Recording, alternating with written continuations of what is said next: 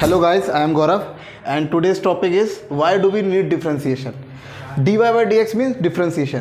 तो आज का वीडियो हमारा किसके ऊपर है कि हम डिफ्रेंशिएशन की ज़रूरत क्यों है हमें. तो इससे पहले मैं आपको थोड़ा सा एक दूसरा कॉन्सेप्ट बताऊंगा और उसके बाद हम समझेंगे कि डिफ्रेंशिएशन की नीड क्यों आई.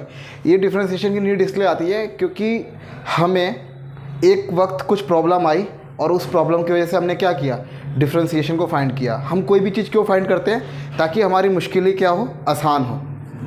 तो देखो हुआ क्या, ऐसे मैं आपको एक स्टोरी सुनाता हूँ. आप दिल्ली में हो, दिल्ली से आपको जाना है चंडीगढ़ अपने नानी के यहाँ. वो है 300 किलोमीटर का रास्ता, ठीक है. और आपने कह दिया लेट सपोज़ कि 6 घंटे लग रहे हैं आपको जाने में. कितने लग रहे हैं? 6 घंटे. तो फिर आपके पास क्या होती है, वहाँ पे आप जाओगे कैसे? पैदल तो जाओगे नहीं, गाड़ी वगैरह से जाओगे. तो उसके लिए आप क्या कहते हो कि हमें, अब गाड़ी से जाओगे तो आपको पता होना चाहिए ना कि आपको उसकी स्पीड क्या रखनी है. क्या स्पीड क्या रखनी है, स्पीड पता होना चाहिए. तो आप क्या करते हो, सिंपली एक फार्मूला लगाते हो, speed equal to distance upon time.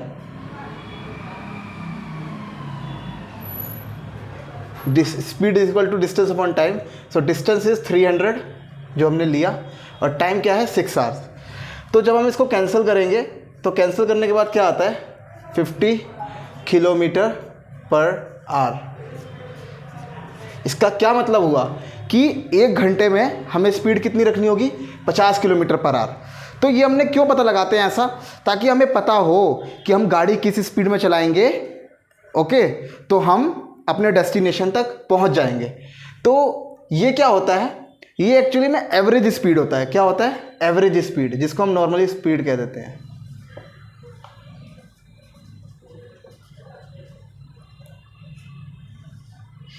ऐसा क्या है कि हमने क्या देखा कि 1 घंटे में इसको 50 किलोमीटर पर आवर जाना होगा. मतलब इसका कहने का मतलब ये है कि ज़रूरी थोड़ी ना है कि वो 1 घंटे में 50 किलोमीटर पर आवर जाए.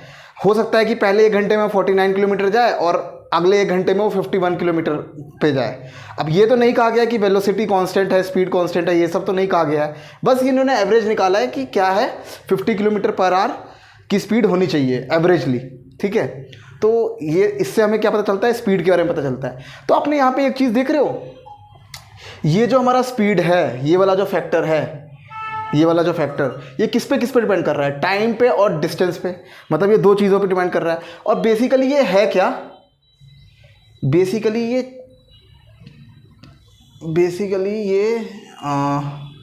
स्पीड है और वो एवरेज स्पीड है, और ये एवरेज स्पीड है. और ये आ क्यों रहा है, ये इसकी वजह से आ रहा है, चेंज इन डिस्टेंस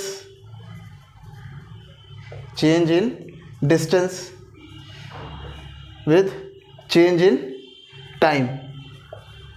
किसके साथ आ रहा है, change in distance with change in time. जैसे कि इसमें क्या है, ये डिस्टेंस आपका बदलेगा. क्या होगा, डिस्टेंस आपका बदलेगा जैसे जैसे आपका टाइम बदलेगा. टाइम अगर मान लो आप 1 घंटा करें, क्या करें, 1 घंटा करें, तो आपका डिस्टेंस आप कहाँ पहुँच जाओगे, 50 किलोमीटर दूर भी पे पहुँच जाओगे. 2 किलोमीटर करोगे तो कहाँ पे पहुँच जाओगे, 100 किलोमीटर पे पहुँच जाओगे. तो ऐसे ऐसे करके क्या होगा, जैसे जैसे आप अपना टाइम चेंज करोगे वैसे वैसे क्या होगा, आपका डिस्टेंस चेंज होते जाएगा. ठीक है, ये तो पता चल गया हमें. और अब क्या करते हैं, लेकिन एक बार क्या हुआ, आप लोग ने क्या किया, अपने दोस्तों के साथ निकल गए दिल्ली से चंडीगढ़ जाने के लिए. लेकिन बीच में क्या हुआ, एक पॉइंट पे आपका एक्सीडेंट हो गया. क्या हो गया, एक्सीडेंट हो गया दूसरी कार वाले के साथ. तो पता कैसे चलेगा कि किसकी गलती है? तो आप कहोगे कि अरे मैं तो यहाँ से जा रहा था और इसने मेरे को टक्कर मार दी. वो कहेगा कि अरे ये स्पीड से आ रहा था. तो उस केस में हम पता कैसे लगाएंगे कि ये जो इंसान ने टक्कर मारी है इसकी गलती है या नहीं है. ठीक है, आपकी गलती है या नहीं है, या आपने ज़्यादा बड़ी मिस्टेक करी है, आपने जो है तेज़ी से गाड़ी चलाई है, ठीक है, और कितनी तेज़ चलाई है कि आपको ज़्यादा चोट आ सकती है, नहीं आ सकती है. तो क्या आप अगर ऐसे डिस्टेंस निकालोगे, ठीक है, यहाँ से आपने चलना स्टार्ट किया और यहाँ से यहाँ तक आपने बोला कि इतना डिस्टेंस कवर किया इतने टाइम में, ठीक है, तो क्या आप कह सकते हो कि आपकी स्पीड जो है अभी भी ये 50 किलोमीटर पर आवर आएगी?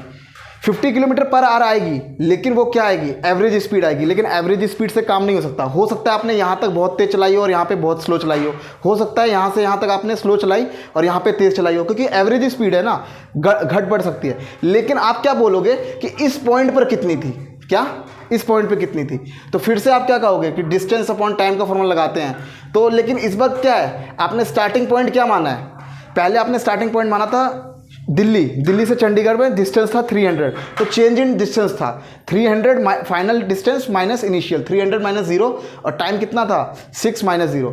लेकिन अब क्या है, आपको इस स्पेसिफिक इस पॉइंट पे निकालना है। किस पॉइंट पे निकालना है कि यहाँ पे डिस्टेंस क्या है। तो इसके लिए क्या हुआ कि चेंज इन डिस्टेंस क्या है, डिस्टेंस तो चेंज हुआ नहीं क्योंकि यहाँ पे आप ठोकर खाए और रुक गए, ठीक है। तो ये कोई x डिस्टेंस है और यहाँ पे x पे निकाल, और टाइम क्या है, टाइम उस स्पेसिफिक टाइम पे आपको पता करना है ना। तो टाइम भी क्या है, वो चेंज नहीं हुआ। ये क्या होता है, चेंज इन टाइम, यहाँ पे चेंज इन चेंज और ये चेंज इन टाइम। तो ये दोनों क्या है, ये तो चेंज हुए ही नहीं ना। तो यहाँ पे क्या आ जाएगा 0/0। तो इसका आंसर क्या आ जाएगा, नॉट डिफाइंड। इस तरीके से ये डिफाइंड हो नहीं पाया। ओके, इन्होंने क्या किया, 0 का डिवीजन अलाउ नहीं किया। अब 0 का डिवीजन अलाउ कर देंगे तो आपको पता है, मैंने अपने पिछले वीडियोस में बताया है कि उससे क्या होता है, मैथमेटिक्स में प्रॉब्लम आ जाएगी। 1 2 के इक्वल, 3 1 के इक्वल, 3 2 के इक्वल, ये सब प्रॉब्लम्स आ सकती है। तो इसके बाद हम क्या करेंगे, हमने क्या किया, फिर डिफ्रेंसिएशन को लेके आए इस प्रॉब्लम को सॉल्व करने के लिए। क्या करा गया, हमने डिफ्रेंसिएशन को सॉल्व किया गया, डिफ्रेंसिएशन को लाया गया। अब हमने क्या किया, हमने कहा कि टाइम जो है ना 0 की जगह उन्होंने क्या किया 0.01 रख दिया। और फिर डिस्टेंस क्या है, अब टाइम अगर हल्का सा भी बड़ा है तो जैसे जैसे टाइम चेंज होगा वैसे वैसे क्या होगा, डिस्टेंस चेंज होगा। पहले क्या था, टाइम चेंज नहीं हो रहा था इसलिए 0/0 आ गया था। हल्का सा टाइम चेंज होगा तो उसके साथ डिस्टेंस भी चेंज होगा, ठीक है। तो फिर तो आप कहोगे कि जी इसमें तो 2 पॉइंट आ गए। तो गाइज इसमें 2 पॉइंट आ गए, लेकिन ये 2 पॉइंट कितने कम, ये कम है ना, इनके बीच का डिस्टेंस कम है ना। तो यहाँ से यहाँ पहुँचने में टाइम कितना लगेगा, बहुत कम लगेगा। और तो इसमें क्या होगा, डिफरेंस आएगा, ठीक है, कि इस पॉइंट पर क्या आपकी इस पॉइंट पे आपकी क्या स्पीड है, इस पे डिफरेंस आएगा। लेकिन स्पीड कितनी कम होगी या कितनी ज़्यादा होगी, हल्का सा डिफरेंस आएगा। तो इस वजह से हमने क्या किया, टाइम को 0 नहीं लिया, टाइम को 0 ना करके टाइम को टेंड्स टू 0 कर दिया। और यही कॉन्सेप्ट कहाँ यूज़ होता है, लिमिट में यूज़ होता है। अब क्या होगा, डिस्टेंस भी आपका छोटा सा चेंज होगा। तो ये क्या हुआ, del x upon del t बन गया, del x upon del t। ये हमने एक्चुअली में एवरेज स्पीड का ही फॉर्मूला लगाया है, लेकिन ये क्या किया, पहले भी चेंज इन डिस्टेंस था, पहले भी चेंज इन टाइम था। लेकिन इसी में एक खास केस क्या आ जाता है कि जब हम लिमिट को del t को टेंड टू 0 कर देते हैं तो वो क्या बन जाता है, dy/dx। मतलब क्या बन जाता है, डिफ्रेंसिएशन बन जाता है। तो हम डिफ्रेंसिएशन क्यों करते हैं कि इंस्टेंटेनियस स्पीड अगर निकालनी है, मतलब उसी पॉइंट पर हमें स्पीड निकालनी हो तो हम कैसे निकालेंगे, इसके लिए हम क्या करते हैं, डिफ्रेंसिएशन करते हैं। क्या था, अब आपको कहीं पे ठोकर हो गई तो आपको पता करनी है कि उस पॉइंट पे स्पीड कितनी है, अब उसी पॉइंट पे पता करनी है। टाइम क्या हुआ, टाइम चेंज हुआ नहीं, क्योंकि आपने बोला कि उस पॉइंट पे बताना है, सेम पॉइंट पे बताना है जिस पॉइंट पे आपका एक्सीडेंट हुआ। तो चेंज इन टाइम हुआ नहीं, चेंज इन डिस्टेंस भी नहीं हुआ। तो उस केस में क्या होगा, change in distance upon change in time 0/0 आ रहा था, तो आपको प्रॉब्लम हुई। आपने क्या किया, आपने हल्का सा टाइम में चेंज किया। जैसे ही हल्का सा टाइम में चेंज करोगे, आप देख रहे थे ना, टाइम में चेंज तो डिस्टेंस में चेंज, तो यहाँ पे भी डिस्टेंस में चेंज आया, लेकिन हल्का सा आया, उतना चल जाएगा। मतलब आपको इन दोनों को ऐसा समझ लो कि इतने दूर के इंटरवल के बीच में जो स्पीड का चेंज हुआ होगा ना, वो मिलेगा।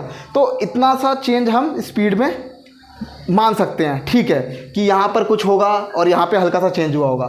इतने से कम दूरी में तो ज़्यादा स्पीड चेंज नहीं कर सकता ना। अब देखो, अगर डिस्टेंस ज़्यादा ले लेंगे तो स्पीड घट भी सकती है और बढ़ भी सकती है। लेकिन अगर इतना सा डिस्टेंस लोगे तो इसमें क्या स्पीड बढ़ेगी और क्या घटेगी, समझे, ऐसे करके। इसमें है ना कि आप ब्रेक मारोगे तो स्पीड ज़्यादा हो सकती है, या एक्सेलरेटर दोगे तो कम हो सकती है, ऐसे करके। एक्सेलरेटर दोगे तो ज़्यादा और ब्रेक मारोगे तो कम। लेकिन इसमें क्या करोगे, इतने से डिस्टेंस में तो ज़्यादा फर्क नहीं पड़ता है ना।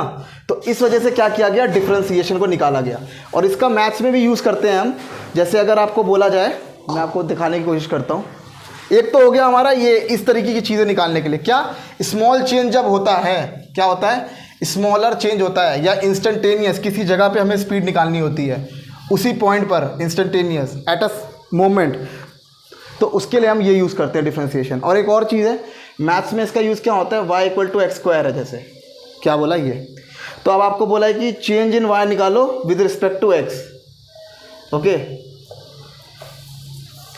मतलब जैसे जैसे x चेंज होगा तो y कैसे चेंज होगा विद रिस्पेक्ट टू x, इसका मतलब ये होता है ये चेंज करेगा इसके रिस्पेक्ट में कैसे, तो डेल y की वैल्यू क्या होगी, मतलब चेंज इन y पहले क्या था एक्स स्क्वायर था, तो अभी क्या होगा फाइनल माइनस इनिशियल, तो x plus del x square, okay, minus x square upon में del x only, okay, change in x क्या होगा डेल्टा x ही होगा।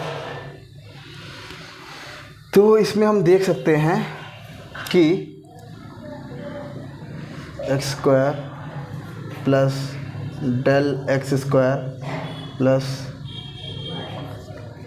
2x del x minus x square upon में डेल एक्स, तो यहाँ पे क्या होगा एक्स स्क्वायर से कैंसिल, डेल एक्स स्क्वायर है, तो अगर एडिशन करना होता है तो क्या होता है, एडिशन में ये छोटा टर्म है बहुत, तो अगर आपके पास 10,000 है, 10,000 में अगर आप 0.1 ऐड कर दोगे तो वो क्या करेगा, कुछ नहीं उखाड़ पाएगा।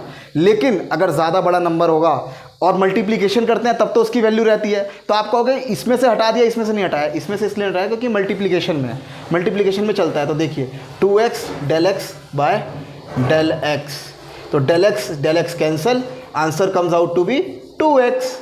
क्या आंसर आया, 2x आया। इसका क्या मतलब हुआ कि जैसे जैसे x चेंज करेगा, जैसे जैसे x चेंज करेगा वैसे वैसे y कितना चेंज करेगा, इसके बारे में यही बताया गया है।